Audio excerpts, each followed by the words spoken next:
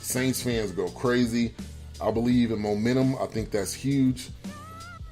But I do think it's hard to watch Cam. It's hard to you can try as much as you want to try to cover him, to try to put a spy, to try to do whatever, but it's hard to cover Cam. And this is probably the one that it's hard for me to make a decision on who I think would win, because I think these teams are very, very equal.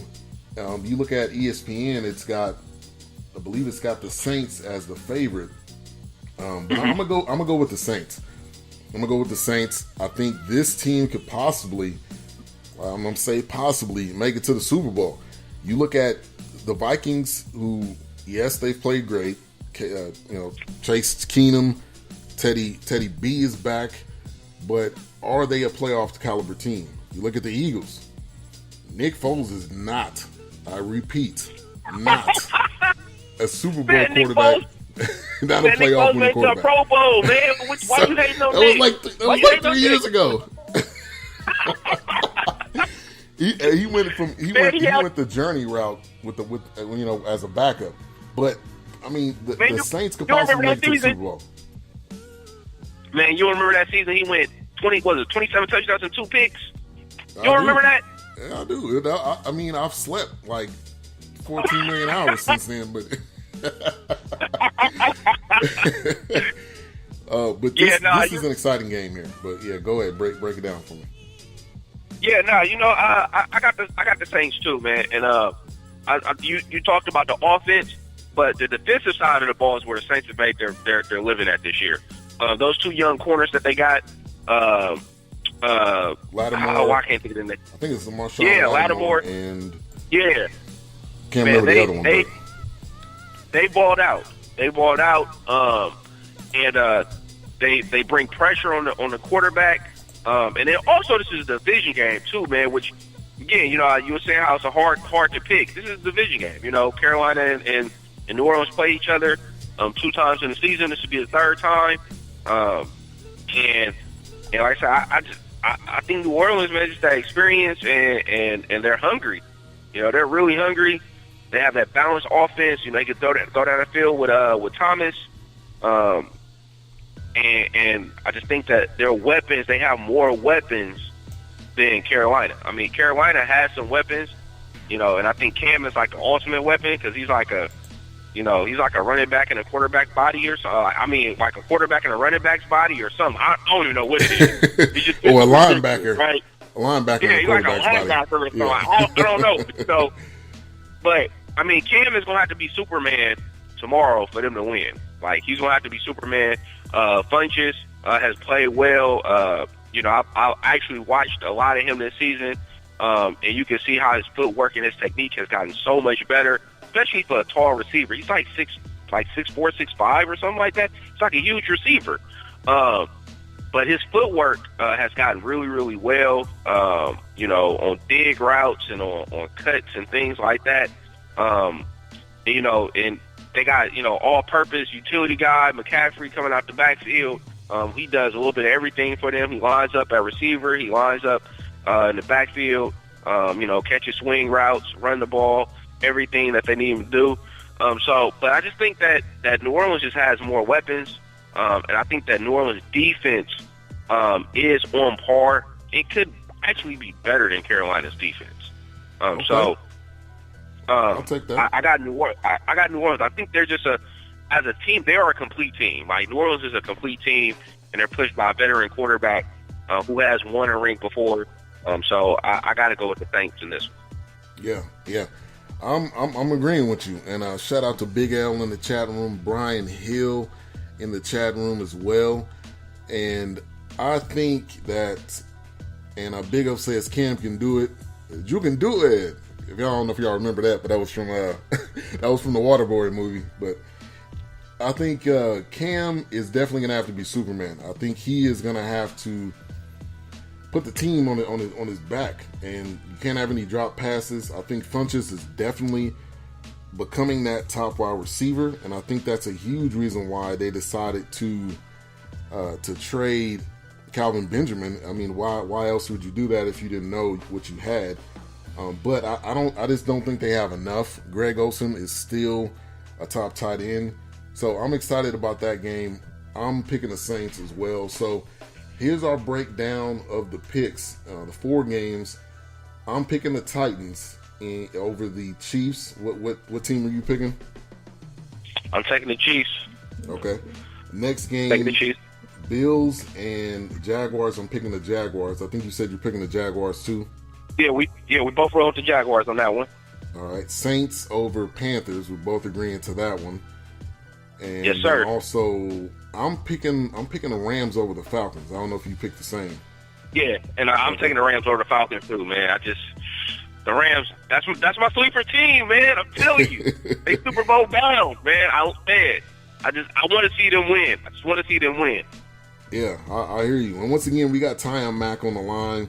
First show of the year. We had to kick it off talking playoffs, talking NFL. We got some great games on tap for today and tomorrow. Before I let you go, I want to get one other topic in. These Patriots right now.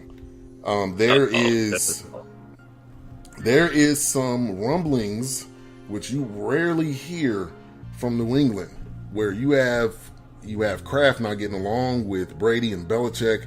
Belichick may want to leave. They come out with a statement and say that they're united, which I don't know. I think they're able to put issues like this aside and play football, but I don't know if this one right here may be bigger than just being able to win games. I think Brady's getting older. I think you had Jimmy G waiting in the wings, and you decide to trade him, which that's the Patriots' way. But how much longer does Brady have? So I think there's some trouble right here, and I think going into this game, which I truly believe they're going to play the Patriots. The Patriots are going to play the Steelers in the AFC Championship game. I think it's pretty much a shoo-in unless some type of freak accident happens. But are the Patriots going to be up for it? And I wanted to get your thoughts. Are the Patriots in trouble going into the playoffs? I don't know if you want to call it trouble.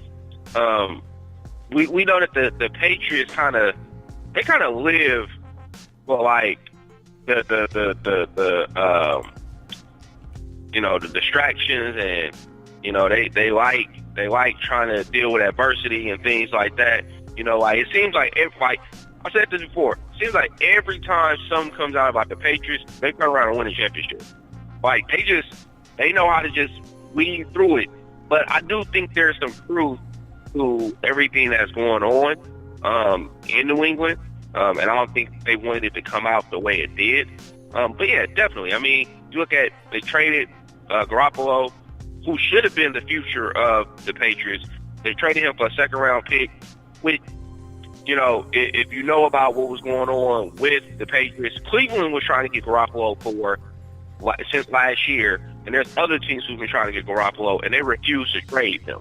And Cleveland actually offered a first-round pick for him. And they wouldn't accept it.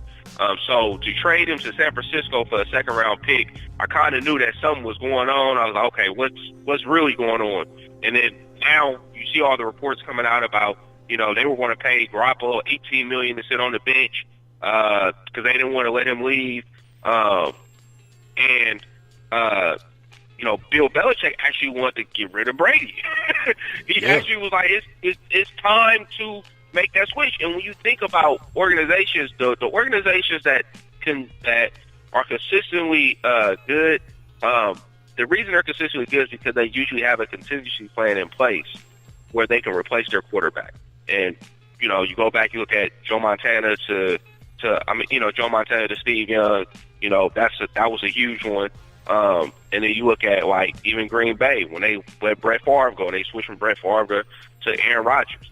And they just continue to win, They kept the tradition of winning going. And they might not want Aaron Rodgers won a ring, of course, and, Steve Young won a couple of rings, right? But then you look at those teams who don't have those contingency plans in place, for example, Dallas, when Troy Aikman left, they was trash, Yeah, it was all downhill at the quarterback spot, yeah. Exactly, Buffalo Bills with Jim Kelly, when you have great quarterbacks, you got to have a contingency plan in place because they're not going to play forever. and you got to develop that quarterback. And so I think Jimmy G was a quarterback they developed. And at that moment, he showed, he looks really, really good. He went to the Niners. They won 5 straight with him. He looks really good. He looks like a legit quarterback. And this is, I honestly think that they could have probably got to the playoffs with Jimmy G in trading Tom Brady, and probably got to the championship, actually, with Jimmy G, just the way he looks. So that there's issues. Now, the thing is like, who leaves first? Is it Brady that leaves first, or is it Belichick? And to me, it looks like Belichick is already on his way out. He's already told his offensive coordinators, offensive and defensive coordinator, that, hey, if you get a head coaching job offer, take it and cut. Wow.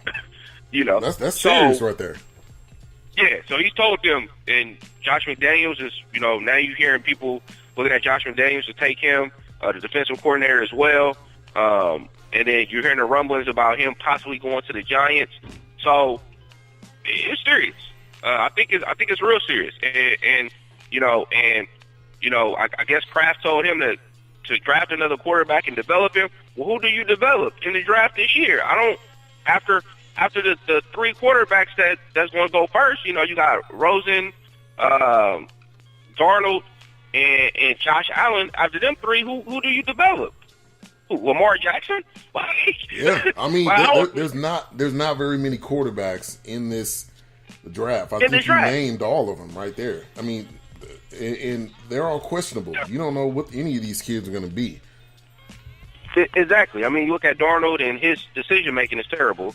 Rosen got all the he got all the tools, but I can't think of a UCLA quarterback that's been successful in the league outside of Carson Palmer. Carson Palmer was the only one I can think of. Oh, from USC. From USC, that's the only one that's been successful from USC. From UCLA, what quarterback's been successful from UCLA? Troy Aikman. Now I was about to say, right? There's Troy. That's it. And even in my honest opinion, Dallas fans don't hate me, but I think Troy was overrated. But Kentucky Mayfield was extremely overrated. It's hard to get a quarterback out of Pac-12. And when you tell me that the 2 top quarterbacks are coming from UCLA and USC, yeah, this draft might not be good. You might not. So and I think there's some serious issues there. And again, like who leaves, who wins this one? It looks like Brady already won it because Jimmy G got traded. Yeah. So, now here's the other interesting thing. The story just came out, breaking news just came out that Robert Kraft saying, this was about an hour ago, saying he's absolutely, in quotes, believes Bill Belichick will coach the Patriots next season. To me, when you have to put out a quote like that, that means he's thinking and maybe halfway out the door. When you have to put out a quote that says that, and to me, you got to pick Belichick in this situation. Brady can't play forever. Belichick still has, probably 10, 20 years possibly of coaching. Tom Brady doesn't have that. He's not going to play 10 to 20 more years. He's got 2 at the max, and that's even reaching, because you get older, things can happen, injuries can happen. So, I was going to say, he's a hit away. He's a hit away. MCL, ACL, something like that. He's only a little bit away from it going down. So, this story, and I cannot wait until you get to the press conference when Belichick is up there and they're asking him all these questions, because you know he's not going to want to answer them. You know he's going to deflect it. They're going to ask Tom Brady, Robert Kraft, if he gets asked questions. I don't know how he's going to respond to it, but I don't think we've seen this against the Patriots going into a playoff time. We've seen it with the Deflategate. We've seen it with the with some other issues, but that was more so during the season or after the season. But this is at prime time right now, where they're gonna have to be firing and be on a page together. So it's gonna be interesting. Yeah, definitely, man. And like I said, you know,